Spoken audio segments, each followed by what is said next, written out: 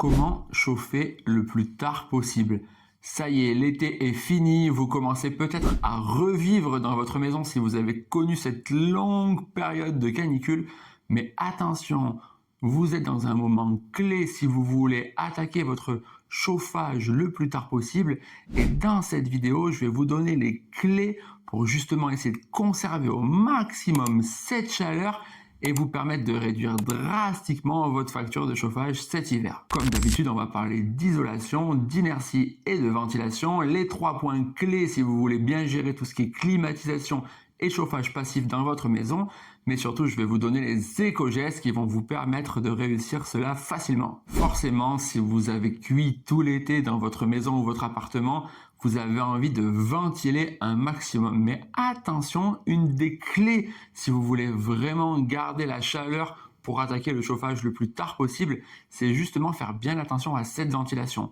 Il va être normal et logique de ventiler à grand vent quand la température à l'extérieur est agréable, mais là justement la clé, à partir du moment où vous êtes à plus de 25 degrés, c'est ventiler à ce moment-là et tout de suite fermer juste après. L'idée c'est vraiment de perdre le moins de calories possible et de garder toute votre inertie, tout votre air chaud à l'intérieur pour que justement tout votre bloc d'inertie, tous vos blocs chauds gardent cette chaleur. Donc ventilez seulement avec de l'air chaud, sachant qu'à partir de 25 degrés c'est agréable, au-dessus ça reste ok, mais faites bien attention à pas ventiler trop en dessous, sinon forcément toute votre inertie va chuter. Évidemment, vous vous en doutez, vous devez renouveler l'air de votre maison, surtout si votre ventilation n'est pas au top.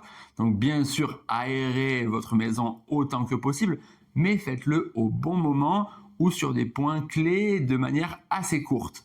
La nuit, pensez à bien fermer vos volets et les laisser bien ouverts toute la journée pour que dès maintenant votre inertie prenne encore tous les calories qu'on peut avoir avec la luminosité actuelle. Alors vous le savez, moi aussi je suis formateur de permaculture et j'espère que vous aussi cet été vous avez fait plein de récoltes.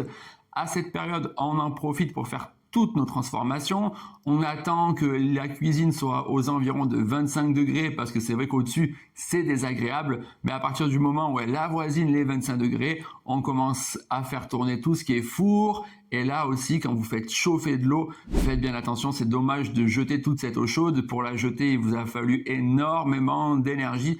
Donc moi, je conserve à chaque fois mon eau chaude dans une casserole et je ferme cette casserole pour qu'il n'y ait pas trop d'humidité, mais je garde toute cette eau chaude pour que petit à petit, cette chaleur soit restituée à la pièce. C'est aussi le moment où on va commencer à cuisiner un peu plus. Moi, j'essaie vraiment de jauger en fonction de la température et je vais agir ou plus ou moins consommer à partir de 25 degrés. Je sais qu'à partir de 25 degrés, ça va être problématique dans le logement, mais mon but, c'est quand même de conserver mon appartement chaud le plus longtemps possible. Donc, je vais veiller à regarder tout ce qui consomme et faire attention d'optimiser au mieux cette consommation pour conserver toute cette chaleur le plus longtemps possible. Dans une vidéo précédente, je vous avais montré que j'avais accéléré la ventilation pour justement que tout l'air chaud soit au maximum ventilé cet été. Là, on va remettre tout ça à la normale. Attention, la ventilation ne doit pas être gérée n'importe comment. Forcément, c'est un point clé.